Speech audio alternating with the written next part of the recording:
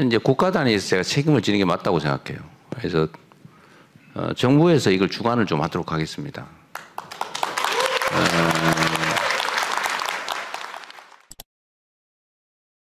당해보니까 그런 피해를 무한했다 또 고통을 줄 수 없다라는 생각하에 항로 문제라든가 여러 가지를 볼 때 민가는 없는, 물론 축사는 많습니다. 근데 축사야 이제 당연히 보상은 충분히 해야죠. 충분히 보상하고 이전할 수 있는 건 하고, 그런데 소음 피해는 저희들이 토론회도 직접 하고 그랬는데 소음 피해 문제는 어째 없을 수가 있겠습니까마는 지금 광주가 겪고 있는 도심 한가운데 느낌은 아니니까 바로 바다로 뜬다거나 이런 문제가 있어서 그 문제는 과학적으로 학술적으로 검토해야 될 문제입니다만은 그 점은 없진 않겠으나 심하지 않을 거다 이런 생각을 해봅니다. 심하지 않더라도 사실은 이제 저도 옮겨오는 지역 입장에서는 대통령님 저도 안 심하더라도 없는 것보다 있는 게 싫은 거고 안 오는 거 좋으니까 당연히 반대하죠. 그런 것도 예를 들면 이제 무한 군수님이 들으시면 섭섭할 수 있어요. 거의 없을 거다. 있다는 얘기거든. 아니, 있다는 걸 부정하지 않습니다.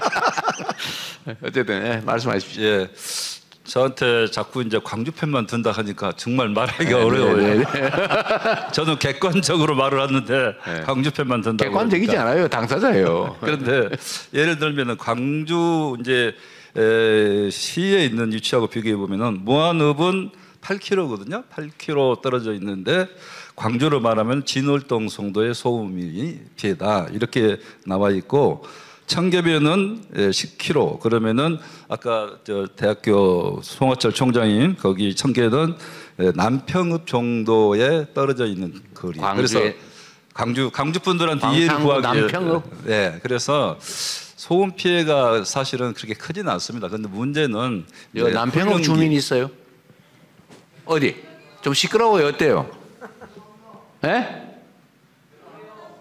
시끄러워요? 예? 별로 안 시끄러워요. 편드는 거 아니죠? 아니야, 우리 이걸로 결판될 건 아니까 편하게. 남평읍이 몇 킬로 떨어져 있다고요? 10km. 시끄럽진 않습니다.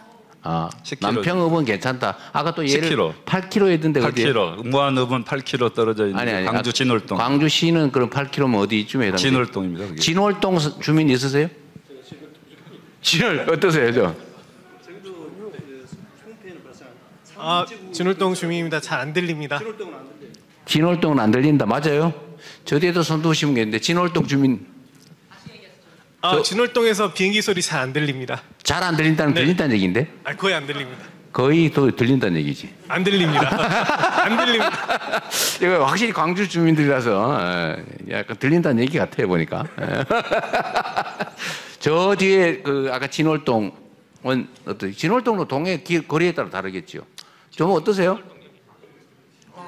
중간에 산이 있기 때문에 진월동은 산이 있기 때문에 지금 저는 제가 진월동 주민인데요. 그걸 산술적으로 계산하거나 그런 건 안 맞습니다. 산이 있기 때문에. 산이 있기 때문에 그게 커버가 될 수 있는 부분이 있어서 양심적으로 말씀드리면 그거는 비교가 안 된다. 이렇게 말씀드린 게 맞을 것 같습니다. 객관적이시네요. 제가 생각할 때는 이제 이런 부분이 있어서 서로 그 지형에 따라 다를 수도 있고 여러 가지 있잖아요. 그래서 그런데 한번 객관적으로 우리 무안하고 우리 광주시 같이 국방부도 같이 참여해서 비슷한 여건에 있는 지역들, 예를 들면 광주공항도 있지만은 다른 군공항이 있는 지역들, 실제가 재보면 돼요. 한번 재보고 전투기 중에 제일 체험을 해보고 제일 시끄러운 기준 이렇게 해서 객관적으로 이것을 좀 이렇게 말할 수 있도록 나중에 했으면 좋겠다. 그러니까 이런 것도 다 불신의 원인인데 사실은 이제 객관적 데이터라도 피해 예상 지역 주민들은 안 믿는 거거든요. 그래서 대통령님, 남학의 경우에도 어떤 이야기가 나오고 있느냐, 저는 지금 객관적으로 이야기하고 있습니다. 남학 주민들 중에서 객관적이지 않다니까요. 남학에도 소음 피해가 있어서 아파트 가격이 떨어진다 이렇게 이야기하고 있기 때문에 이런 부분이 상당히 반대에 여러 가지 그 빌미가 되고 있는데 저는 이런 부분은 객관성에서는 우리가 검증해 볼 필요가 있다. 그렇죠. 이렇게 생각하는 거죠. 그러니까 그런 것들은 사실은 그런 장난 같은 얘기들이 있는데 서울역 동그랗게 되는 그 돔 있잖아요. 돔 중간에 무슨 그림이 있는지 아세요? 태극기다, 무궁화다. 어떤 거 맞습니까? 모르죠? 근데 그거 가지고 맨날 싸운대. 태극기다, 무궁화다. 진짜 뭔가요? 아무도 모르지. 가서 보지 않은 사람은. 가보면 돼요. 그건 논쟁할 필요 없이 그런 거는. 자, 많이 정리가 된 것 같아요. 자, 뭐 저는 대체적인 입장은 제가 확인을 했고, 또 여러분이 원하시는 것은 이제 불신이라고 하는 게 있으니까 저는 이제 국가 단위에서 제가 책임을 지는 게 맞다고 생각해요. 그래서 정부에서 이걸 주관을 좀 하도록 하겠습니다. 아까 전남에서 제안해 주신 대로, 그러니까 전남, 광주, 당사자인 무안, 그리고 국방부, 또 아까 기재부가 해야 된다 그랬어요? 재정 지원 문제 때문에 제가 지원한다고 했으니까 해야 되겠지요. 그럼 기재부까지 해서 그 대통령실에서 TF팀을 만들고요.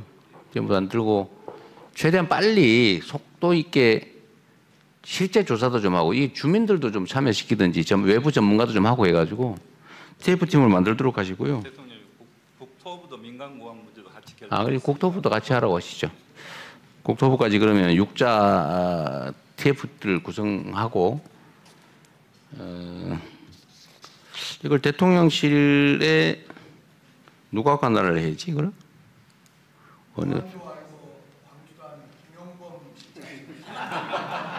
김용범 실장 저기는 경제 쪽 담당이라 되게 바쁠 텐데.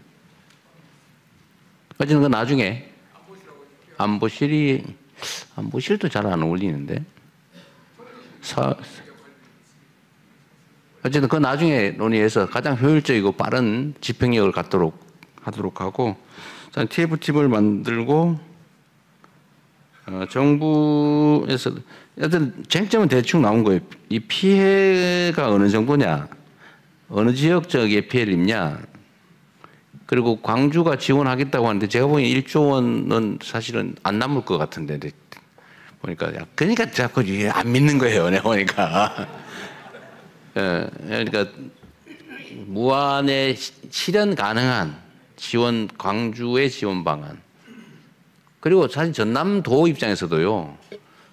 무안에 해당 지역은 피해를 입지만 전남 입장에서는 중요한 국가 시설을 유치하는 효과가 있잖아요.